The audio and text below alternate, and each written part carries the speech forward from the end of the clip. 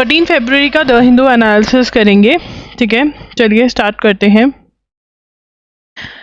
Zero tariff on textiles exports to US possible for India Goyal.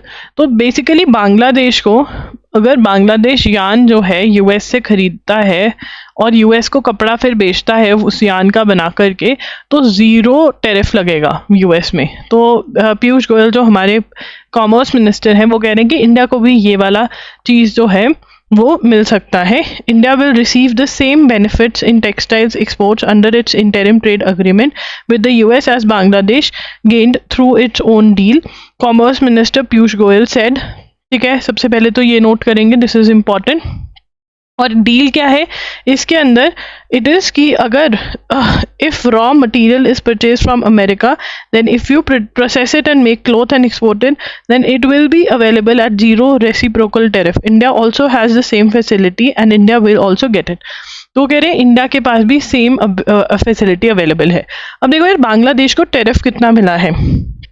19% tariff लगेगा बांग्लादेश के ऊपर जो बांग्लादेश प्रोडक्ट्स भेजेगा। बट ये जो ये वाली पर्टिकुलर कपड़े की चीज़ है वो उसके ऊपर ज़ीरो टैरिफ है। Government unveils new CPI series retail inflation in Jan at 2.75। तो यहाँ पर कौन लेकर आया है ये? Ministry of statistics. तो मिनिस्ट्री ऑफ स्टैटिस्टिक्स जो है, ministry of statistics and programme implementation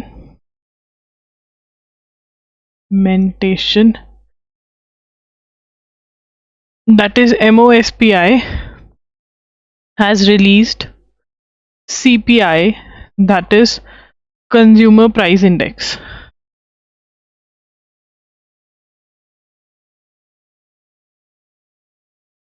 तो अब इसके अंदर सबसे पहला क्वेश्चन तो ये बनता है कि CPI कौन लेकर आता है? Ministry of statistics and programme implementation. ये पहले क्वेश्चन आ चुका है, PYQ है एग्जाम्स का।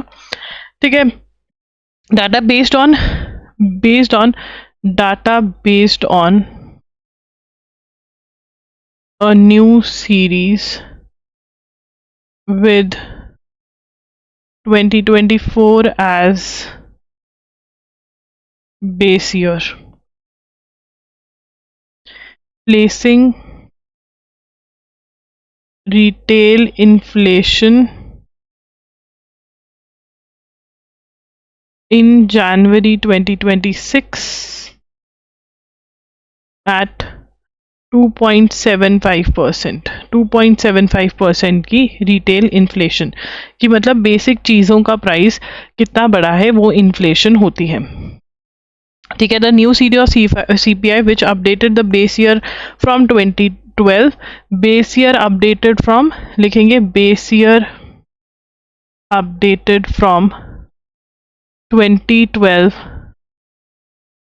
ठीक है ना। अब यहाँ पर हमारे को पता चल रहा है who is the chief economic adviser. It is V Anantha Nageswaran. ठीक है ना। The other number of items covered under the new series has increased to 358 from 299 items in older series. तो यहाँ पर मतलब कितनी आइटम्स को कंसिडर कर रहे हैं? Items covered under new series increased to 358 from 299। ठीक है ना।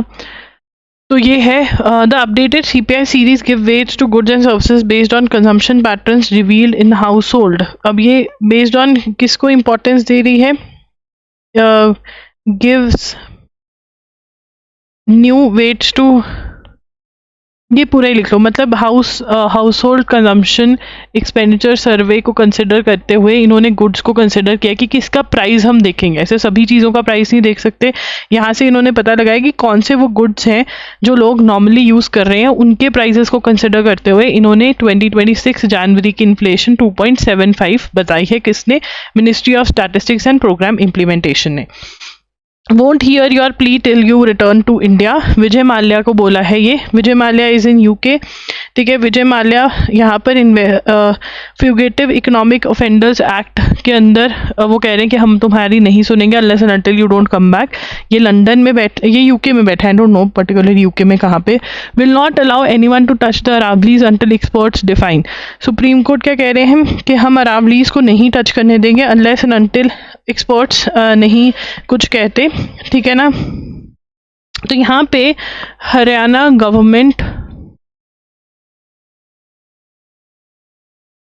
asked Supreme Court to permit them to make jungle safari. तो जंगल सफारी अरावली एरिया में, इन अरावली एरिया, ठीक है ना। तो सुप्रीम कोर्ट ने बोला कि जब तक एक्सपर्ट्स डिफाइन नहीं कर देते, supreme court said will not allow anyone to touch Aravali's until detailed plan is submit a detail until, यहाँ पे लिखेंगे until Aravali's, until experts define range, ठीक है ना। जो अरावली रेंज है, जब तक एक्सपर्ट्स नहीं डिफाइन करेंगे अरावली रेंज को, तब तक वो कह रहे हैं कि नहीं। तो यहाँ पर हरियाणा गवर्नमेंट जो है सफारी बनाना चाहती है अरावली में, ये हमें पता होना चाहिए। एक्सपर्ट्स अपॉइंट कर दिए गए हैं जो अरावली में ये जो अरावली को डिफाइन करेंगे, ठीक है ना। अब अक्टूबर 2025 में the supreme court stalled the proposed mega Aravali zoo safari project, जिसको बोला जा रहा है कि ये क्या है, वर्ल्ड्स बिगेस्ट जू सफारी। कुछ नहीं, जो ऑफिसर्स अपॉइंटेड है बढ़िया से पेड़ वेड़ काट के ले जाएंगे, ठीक है ना। लोगों के कुछ पल्ले पड़े ना पड़े, ये लोग ज़रूर कमा जाएंगे। The zoo safari project aims to set up big cat zones, house hundreds of species of birds, reptiles, butterflies, ठीक है ना। The top court was dealing with the petition jointly filed by 5 retired Indian air force forest service officers and NGO people for Aravalli, alleging the project would spell doom for the already. तो उन्होंने मतलब stop कर दिया नवंबर। और अरावली की definition क्या दी है इन्होंने, ठीक है ना, नवंबर 2025 में। देखो यहाँ पे हम 2 केसेस की बात कर रहे हैं, ठीक है ना। एक तो केस जिसमें हरियाणा गवर्नमेंट जो है वो अरावली में जू सफारी प्रोजेक्ट बनाना चाहती है, जिसको रोका गया सुप्रीम कोर्ट में, ठीक है, केस चल रहा है जिसके ऊपर, ठीक है। और दूसरा है अरावलीज की डेफिनेशन। तो अरावली की डेफिनेशन सुप्रीम कोर्ट ने नवंबर में एक्सेप्ट कर ली थी, जिसके ऊपर बहुत ही हल्ला हुआ कि नहीं, ये करेक्ट डेफिनेशन नहीं है, और फिर इसको अब रोक दिया गया ये डेफिनेशन को। बट डेफिनेशन जो एक्सेप्ट करी गई थी वो क्या है, accepted a uniform definition of these hills and ranges, ठीक है ना, जिसके अंदर कहा गया 100 metre elevation and 500 metre gap between hills, ठीक है ना।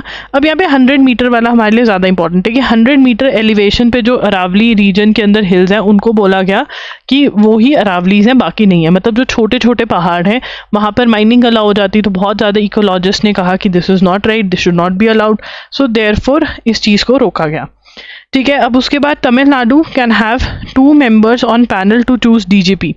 अब तमिलनाडु एंड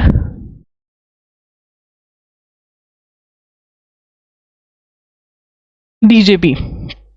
तो सुप्रीम कोर्ट कह रहे हैं अब डीजीपी की सिलेक्शन होती कैसे है, ठीक है ना। अब डीजीपी की जो सिलेक्शन होती है, जो डीजीपी की सिलेक्शन होती है, committee comprises of UPSC chairperson or his nominee, Union Home Secretary or his nominee, Chief Secretary of State concerned, the incumbent मतलब जो अभी भी डीजीपी है स्टेट का, प्रेजेंट डीजीपी जब सिलेक्शन हो रही है वो, and an officer nominated by ministry of home affairs. अब ये इम्पॉर्टेंट है कि हमें पता हो कौन कौन बैठता है। एक तो चेयरपर्सन ऑफ यूपीएससी, कौन कौन सिलेक्ट करता है, यूपीएससी का चेयरपर्सन, ठीक है ना, यूनियन होम सेक्रेटरी, ठीक है, chief secretary of the state, ठीक है, इंकम्बेंट डीजीपी, और एक नॉमिनेटेड ऑफिशियल आता है मिनिस्ट्री ऑफ होम अफेयर्स से डीजीपी को चूज करने के लिए। अब इनके क्या हुआ, तमिलनाडु लेट हो गया डीजीपी चूज करने में। जो पुराना डीजीपी था वो रिटायर हो गया, जो एक्टिंग डीजीपी है वो रेस में है to be selected as a DGP, ठीक है। तो वो तो सुप्रीम को तो उन्होंने बोला कि हम किसी और को नॉमिनेट करना चाहते हैं, तो इन लोगों ने मना कर दिया, ठीक है। तो यहाँ पर तमिलनाडु's DGP has retired. Acting DGP is one of the candidates in the running for the post, ठीक है ना। तो इन्होंने कहा they want to have a nominee, ठीक है ना, which committee refused, supreme court allowed. Supreme court ने कहा कि भैया अलाउड है, आपकी रिप्रेजेंटेशन भी ली जाएगी, ठीक है ना। ओके, सो डीजीपी के अपॉइंटमेंट में ये हुआ है। Tally inventory of Puri temple with report of 1978, judgement in connection with Ratna Bhandar in treasury of Shri Jagannath temple in Puri, Odisha high court has directed state government to complete the exercise of tallying the fresh inventory report with the inventory report of committee submitted in 1978 within 3 months। अब यहाँ पर हमें पता होना चाहिए कि जो Shri Jagannath temple है, जो श्री जगन्नाथ टेम्पल है वो कहाँ पर है, इट इज़ इन पुरी, इन पुरी, कहाँ पर, उड़ीसा हाई कोर्ट में, और उड़ीसा में, हाई कोर्ट नहीं, ठीक है ना। तो ये ज़रूरी है, ये क्वेश्चन आ सकता है। Former news reader Sarla Maheshwari dies, Sarla Maheshwari, former news reader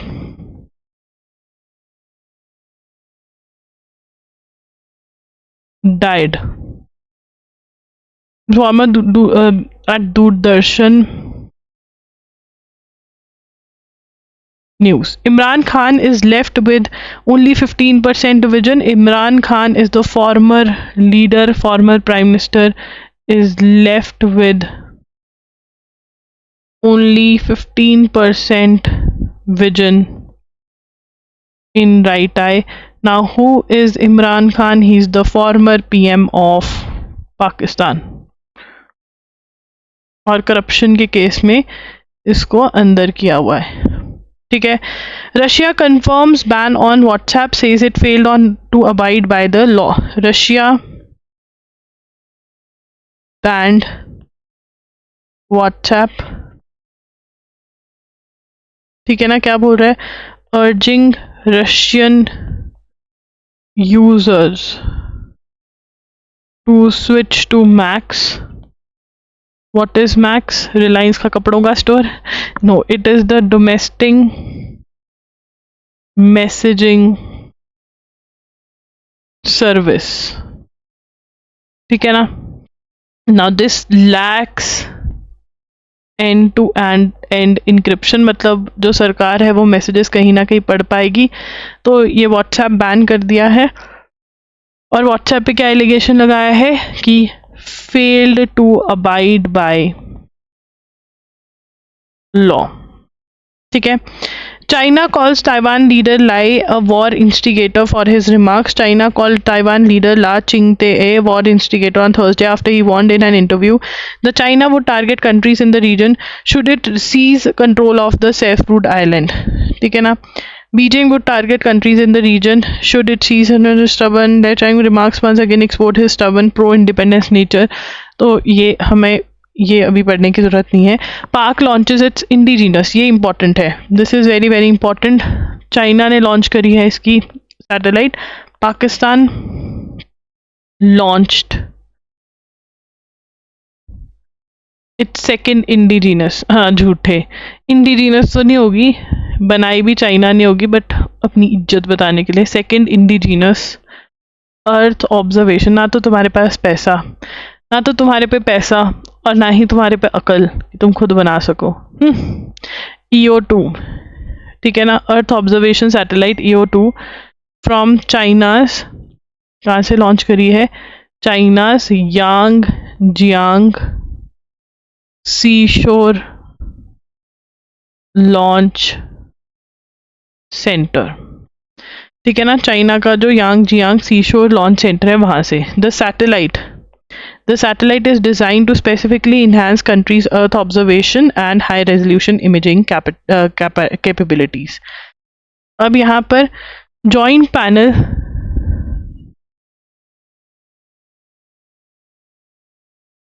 to examine विकसित भारत शिक्षा अधिष्ठान बिल 2025। तो जॉइंट पैनल टू एग्जामिन विकसित भारत शिक्षा अधिष्ठान बिल, तो ये वो वाला बिल है जहाँ पे यूजीसी की बहुत सारी पावर्स जो हैं they are going to be taken away. ठीक है ना, तो यूजीसी की पावर्स चली जाएंगी और कुछ नई कमिटीज, नए ऑर्गेनाइजेशंस फॉर्म होंगे। ठीक है ना, तो क्या है बिल? एम का बहुत जरूरी है, क्वेश्चन आ सकता है। Aims to subsume multiple higher education regulators, तो जितने हायर एजुकेशन के रेगुलेटर्स अलग अलग बैठे हैं, ठीक है ना, उनको into a single umbrella commission में ये सबसम कर लेंगे, सिंगल अम्ब्रेला कमीशन। ठीक है ना, और ये किसकी? अब एन ओवरऑल मतलब reform drive, overall driven by national education policy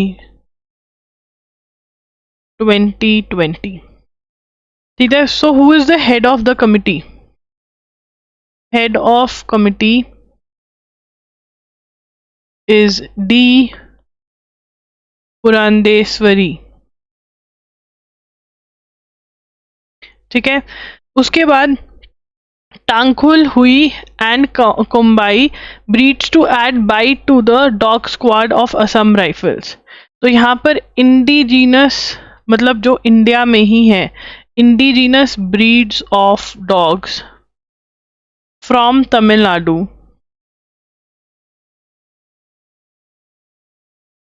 and Nagaland. ठीक है ना, are expected to team up and are expected to phase out foreign breeds in dog squad of India's oldest paramilitary force by 2050। तो basically मतलब अब India में dogs use होते हैं army वाले, पुलिस वाले यूज़ करते हैं। तो अब ये पैरामिलिट्री फोर्सेस में जो डॉग्स हैं या जो इनकी ही स्क्वाड होते हैं, ठीक है, तो वो नागालैंड और तमिलनाडु के जो इंडियन डॉग्स हैं उनको यूज़ करेंगे, ना कि जो फॉरेन से डॉग्स आते हैं। 2050 तक ये सारे रिप्लेस इन्होंने कर देने हैं। The directive came 3 years after Assam Rifles established in 1835 started a pilot project to induct। तो यहाँ पर असम राइफल्स इंडक्टेड 6 टांगखुल हुई डॉग्स, ठीक है ना। असम राइफल्स इस्टेब्लिश्ड इन 1835, ठीक है ना। Indigenous to Manipur Ukhrul district the Tangkhul, और ये क्या है, they are indigenous to Manipur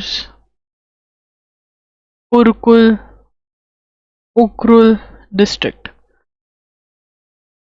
ठीक है। New breeds of dogs have a 15-year phase from identified genetically best, इनको वो निकालना पड़ेगा, ठीक है ना। तो यहाँ पर टांगहुई और ये कौन से, और कोम्बाई ब्रीड्स, ठीक है ना, ये भी इंडियन है। तो ये ब्रीड्स आ जाएंगी। तो हमें ब्रीड्स का नाम भी याद रखना है, टांगखुल हुई डॉग्स और कोम्बाई डॉग्स ब्रीड्स, ठीक है। DAC provides nod for 114 Rafales for IAF and 6 more P-81 aircraft for Navy। तो यहाँ पर जो डिफेंस ऑफ एक्विजिशन काउंसिल है, डिफेंस ऑफ एक्विजिशन काउंसिल, अब डिफेंस ऑफ एक्विजिशन काउंसिल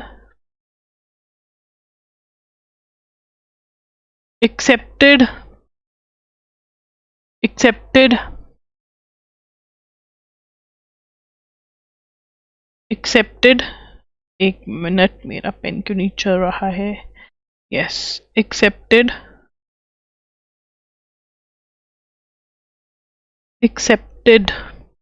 चल पड़ा, accepted proposal to buy 114 Rafale fighter jets from France for Indian air force, ये सारे इंडियन एयरफोर्स के पास जाएंगे।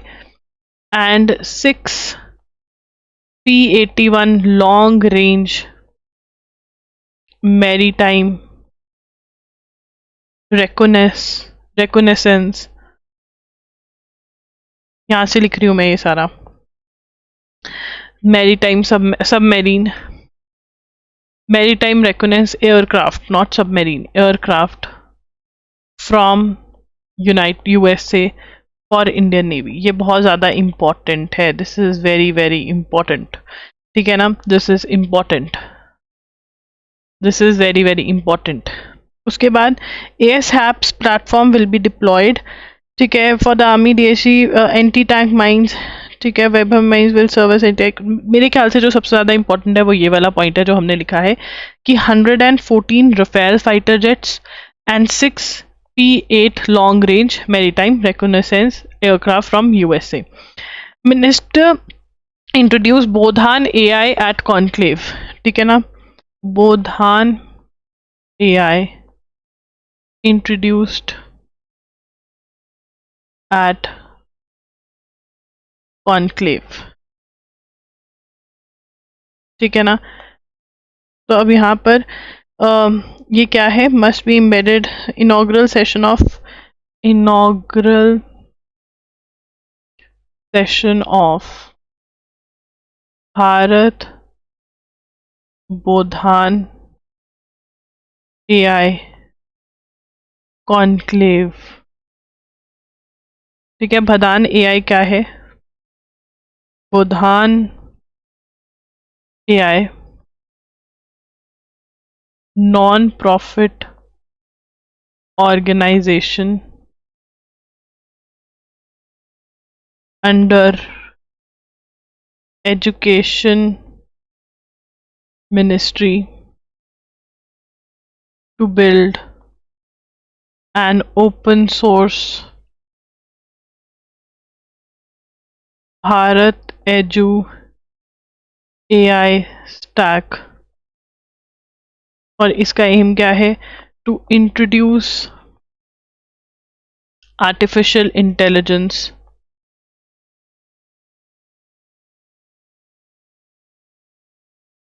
across all levels of education. क्या है? to introduce artificial intelligence across all levels of education. Mitesh Khapra of the Indian Institute of Technology Madras unveiled Bhudan AI and outlined plans for Bharat Edu AI digital public infrastructure. IIT director said Bhudan would aid in making education equitable, affordable, and easily accessible. Angela Merkel to be She's a former German chancellor and she is to deliver a first speech at Dr. Manmohan Singh Memorial in the national capital in Delhi. तो ये पहले हम note करेंगे. She is a good friend of his, ठीक है. And the former PM's family set up a trust to oversee his memorial at राष्ट्रीय स्मृति स्थल. तो गवर्नमेंट ने यहाँ पर The center has allotted land next to Pranab Mukherjee Memorial के लिए और ट्रस्ट सेटअप करा है उनकी फैमिली ने to run it. Lok Sabha passes Industrial Relations Code Bill to avoid confusion over 2020 Act. तो यहाँ पर Lok Sabha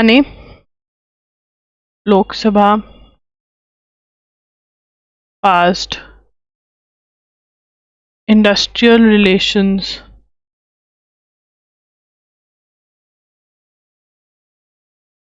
Code Bill to avoid confusion over 2020 Act. ठीक है, confusion over 2020 Act. इंडस्ट्रियल क्या पास किया? Industrial relations code amendment bill 2026. ठीक है ना, कि बहुत कुछ कन्फ्यूजन्स थी, उनको दूर करने के लिए कि एक तो ये था कि delegates the power to repeal the said enactment to seemed confusion that executive could repeal the act, कि एग्जीक्यूटिव ही एक्ट को रिपील कर सकती है, चेंज कर सकती है एक्ट में, जबकि पार्लियामेंट ही कर सकती है. तो ये चेंजेस थे. Congress demands Hardeep Singh Puri's resignation over reference in Epstein files. ठीक है, Hardeep Singh Puri reference in Epstein files. Now, who is Hardeep Singh Puri? He's the Union Petroleum Minister. Union Petroleum Minister. Epstein files क्या है? Jeffrey Epstein sexual trafficking, sex minor लड़कियों को trafficking करते थे, बेचते थे उनको. ठीक है ना. अब इनका किस उसमें आया है नाम ये नहीं पता. जैसे मिस्टर मोदी का नाम भी आया था, but it was in reference कि किसी चीज़ का पर्टिकुलर रेफरेंस था, ऐसे he was not involve in it. More than 30 crore farmers, workers, agriculture workers and other groups of employees participating in general strike sorry for the burp, in protest against 4 labor codes.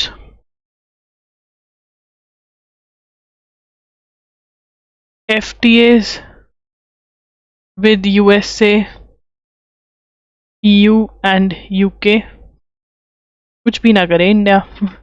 This is like too much. I mean अब ये trade किसने बनाई थी? Trade union joint strike call by trade unions and farm unions of Samyukt Kisan Morcha. ठीक है ना। ये कह रहे हैं कि शांति बिल भी नहीं आना चाहिए, सीड बिल आ रहा है वो भी नहीं आना चाहिए, न्यूक्लियर भी मत करो, कुछ भी मत करो। Modi to inaugurate PMO and central secretariat building today. Modi to inaugurate PMO and central secretariat buildings. ठीक है। North and south blocks initially house British government लेकर आई थी इसको, इंडियन गवर्नमेंट ने टेक ओवर किया, बनाया था इसको, डिज़ाइन हर्बर्ट बेकर ने किया था। ठीक है ना। साउथ ब्लॉक में प्राइम मिनिस्टर का ऑफिस था, एक्सटर्नल अफेयर्स, डिफेंस। नॉर्थ में होम मिनिस्टर का था। ठीक है, ये भी नोट करोगे। ठीक है। अब जो है न्यूली बिल्डिंग जो है सेवा तीर्थ कॉम्प्लेक्स में मूव हो जाएगा। सेवा तीर्थ कॉम्प्लेक्स के अंदर national secretary, council secretariat, cabinet secretariat, ये सब कुछ होगा। ठीक है, ये सारा आपने नोट करना है। This entire you have to note and you have to learn. ठीक है ना। और इसका जो डिज़ाइन है वो 4 स्टार गृह है, जिसके अंदर सस्टेनेबिलिटी सब चीज़ों का ध्यान कर रखा गया है। Simultaneous polls do not violate constitution's basic structure. तो यहाँ पर जस्टिस गवई ने बोला है, जस्टिस BR गवई ने, तो ये लिख लेते हैं simultaneous polls do not violate constitution's basic structure. Justice BR Gavai. ठीक है ना। अब वन नेशन वन इलेक्शन का कॉन्सेप्ट है। वन नेशन वन इलेक्शन की सभी नेशन का जो मतलब हम अपना CM और PM एक साथ ही चुन ले, अलग अलग चुनने की कोई ज़रूरत नहीं है। देश हमेशा इलेक्शन मोड में ही रहता है।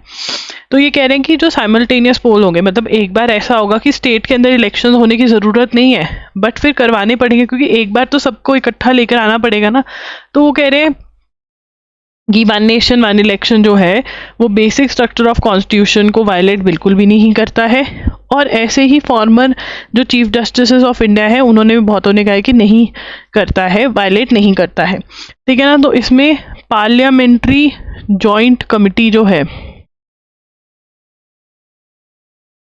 कमिटी है वन नेशन वन इलेक्शन में, it is headed by PP Chaudhary. ठीक है ना। और ये क्या रिव्यू कर रहे हैं? They are reviewing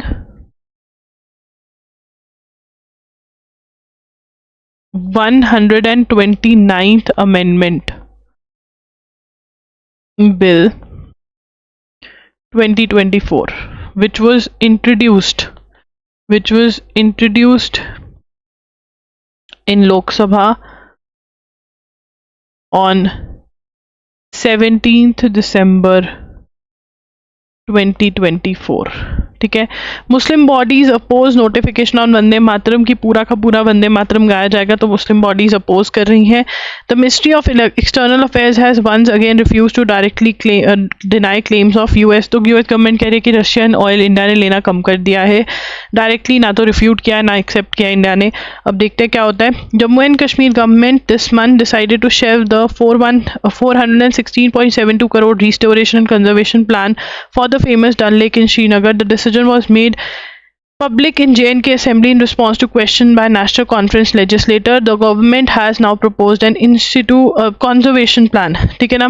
J&K conservation plan for Dal Lake कि जो है जैसा है जो वहाँ पर रह रहा है, ठीक है, इसको कंजर्व कैसे किया जाए, क्योंकि वहाँ पर पानी कम हो रहा है, ये सब चीज़ों पे बात हो रही है। Has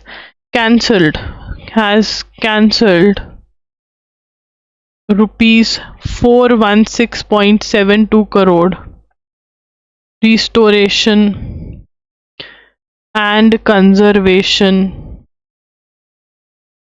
plan. ठीक है ना। जो डल लेक है वो कहाँ पर है? इट इज़ इन श्रीनगर, एन छोटा ही रहेगा, श्रीनगर। ठीक है ना। तो ये अब कंजर्वेशन प्लान है, रिस्टोरेशन एंड प्रिजर्वेशन प्लान। तो जो रिस्टोरेशन प्लान 2009 में ये प्लान आया था, रिस्टोरेशन एंड preservation plan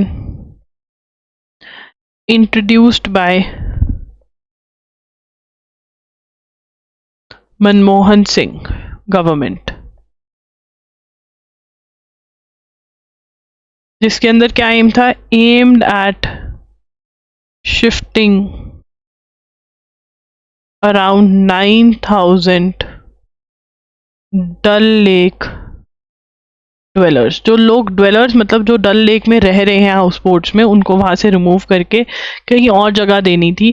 और वो जो जगह थी वहाँ पर फ्लड्स आते हैं, सब चीज़ें ऐसे होती हैं, तो ये चीज़ कैंसिल करके अब कौन सा प्लान लेकर आ रहे हैं, कंजर्वेशन प्लान लेकर आ रहे हैं, ठीक है ना, जहाँ पे इसको कंजर्व करने की कोशिश करेंगे, ठीक है।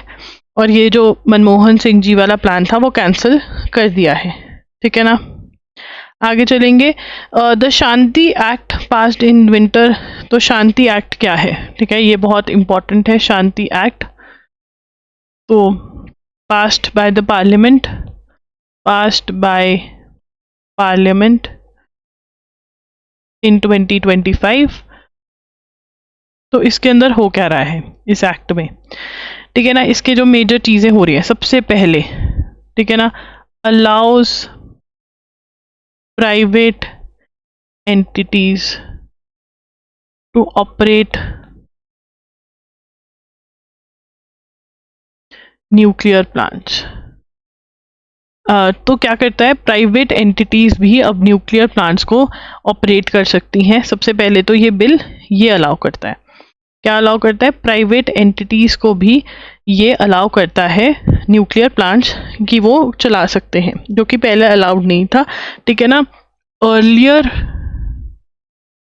एक्सक्लूसिव कंट्रोल ऑफ गवर्नमेंट, पहले एक्सक्लूसिव कंट्रोल था गवर्नमेंट का, ठीक है ना। दूसरी मेजर चीज जो हुई है वो क्या हुई है, दूसरी मेजर चीज है act in nuclear suppliers act indemnifies nuclear suppliers by channeling liability, यहाँ से लिखेंगे by channeling liability on for accident, for liability for accident on operator। मतलब ऑपरेटर इज लाइबल, जो ऑपरेट कर रहा है, जिसने इक्विपमेंट सप्लाई किया है, that person is no more liable, ठीक है ना।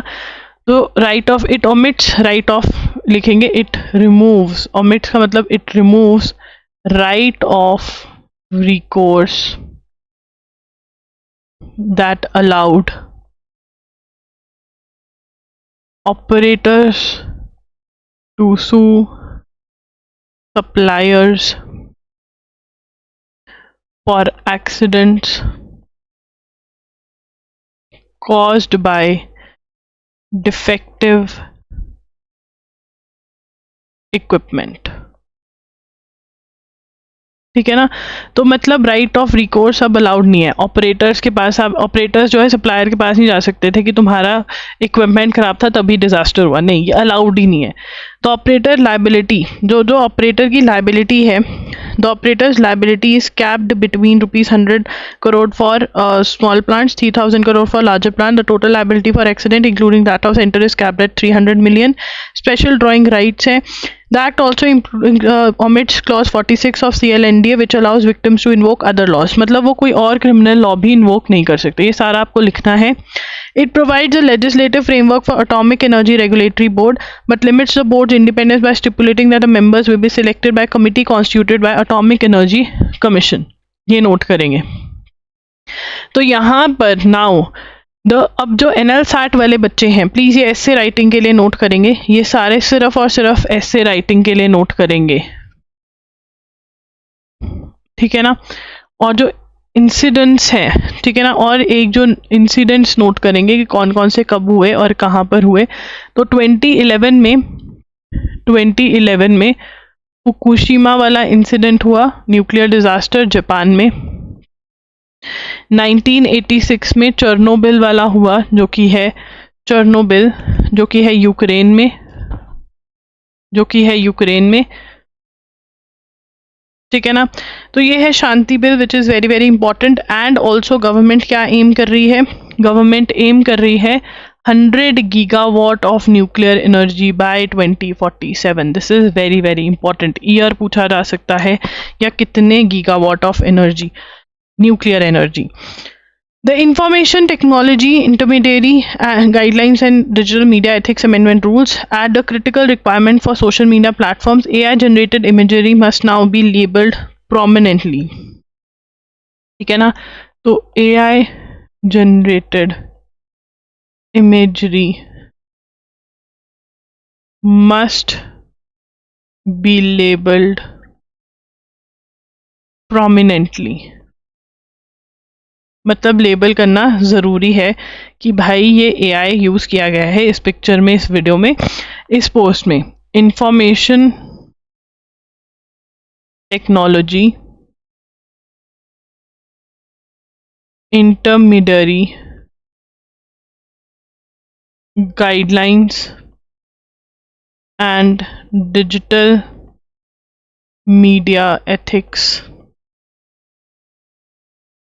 Code amendment rules 2026। क्या ये याद करने की ज़रूरत है पूरा नाम? नहीं, बस इंफॉर्मेशन टेक्नोलॉजी के रूल्स में चेंजेस करे गए हैं कि AI से जो चीज़ बनाई गई है वो उसको लेबल करना अब मैंडेटरी कर दिया गया है। The January 28, 2026 order of the Union Ministry of Home Affairs directing that all stanzas of Vande Mataram to be played at official functions। ठीक है, तो 28 जनवरी 2026 union ministry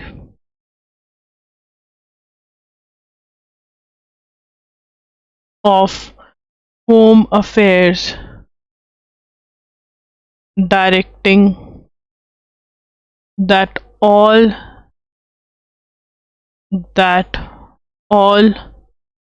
6 stanzas of Vande Mataram be played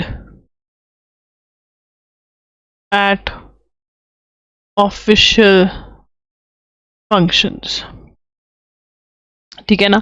तो पहले जो कुछ stanzas थे वो remove कर दिए गए थे इन 1937। स्टैंजास रिमूव्ड, ठीक है ना। तो अब ये कह रहे हैं कि this can not be allowed, ठीक है ना। अब there is a judgment called Bijoe Emmanuel and others, judgment called Bijoe Emmanuel and others versus State of Kerala and others 1986। तो इस जजमेंट में क्या हुआ था? सबसे पहले तो ये जजमेंट 1986 के, ये याद रखना है। In October 1937 the Congress working committee had met in Calcutta. What happened then, there was not appeasement. तो ये हम इतना नोट करेंगे कि जो स्टैंजास में रिमूवल हुआ उसके अंदर मुस्लिम्स को दिक्कत थी। तो first two concluded that first two stanzas alone accepted as national song. तो बाकी 6 स्टैंजास में से सिर्फ 2 ही एक्सेप्ट करे गए, बाकी 4 रिमूव कर दिए गए। अब मिनिस्ट्री ऑफ होम अफेयर्स क्या कह रही है कि सारे स्टैंजास बजेंगे, सारे स्टैंजास बजाने पड़ेंगे, ठीक है। तो यहाँ पर the latest stanzas of Bankim Chandra Chatterjee poem call out by name the Hindu goddess Durga, Lakshmi and Saraswati, ठीक है। तो वो कह रहे हैं कि उसमें गॉडेसेस के नाम है, हिंदू गॉडेसेस, तो भी मुस्लिम्स को प्रॉब्लम थी और ये निकाल दिया गया। On January 24, 1950, President Rajendra Prasad announced that Jana Gana Mana would be the national anthem and that Vande Mataram would be honored equally with it। ठीक है ना। तो वो कह रहे हैं कि उन्होंने उसको नेशनल सॉन्ग तभी नहीं, वो उसको नेशनल सॉन्ग बनाया, नेशनल एंथम जन गण मन को बनाया। ओके, तो ये है, तो ये इम्पॉर्टेंट है। बिजॉय इमैनुअल वाला पैराग्राफ रह गया, चलो वो कल डिस्कस करेंगे या इधर है, नहीं ये रहा, मैं भी कहूँ बिजॉय नाम। अब यहाँ पर what happened in this case, so basically they were students in a school, जब नेशनल एंथम बजता था रिस्पेक्टफुली खड़े होते थे, फिर हो गया कि उनको सस्पेंड कर दिया गया क्योंकि वो गा नहीं रहे थे। तो सुप्रीम कोर्ट ने हेल्ड किया that proper respect is shown to national anthem by standing up when it is sung, it will not be right to say that respect is shown by not joining in the singing. तो ये हम लिखेंगे, ये बिजॉय इमैनुअल में supreme court ने held किया है। तो गाना जरूरी नहीं है, ठीक है। तो ये अब देखते हैं क्या होता है, इसके ऊपर पक्का केस होगा, फिर देखेंगे क्या होता है। When the US said this trade deal with India obligated India to purchase pulses from America, तो बेसिकली वो कह रहे हैं कि देखो पल्सेस हमारी सरकार हम किसानों से एमएसपी पे लेती है, मिनिमम प्राइस पे फिक्स पे लेती है, ठीक है ना, और उनको सस्ते रेट पे बेचना भी पड़ता है, नहीं तो बहुत महंगाई हो जाएगी इंडिया में, ऐसा सा कुछ हो जाएगा। बट यूएस के साथ जो हमारी एफटीआई हुई है उसके अंदर पल्सेस वगैरह पे कोई बात नहीं हुई है, मतलब ये एक्सक्लूडेड रखे गए हैं, बाहर रखे गए हैं उससे। तो ये है, ठीक है। Do subscribe to the channel, do like the video and do tell me in the comments कि आपको सेशन कैसा लगा। आई नो 11th का हमारा बैकलॉग है, 2nd का बैकलॉग है ऑन एंड 14th का भी बैकलॉग होगा, ठीक है। ये 3 दिन का बैकलॉग हम कल कवर करेंगे, बट ये आज आप देख लेना। Okay, thank you for watching, bye bye, take care.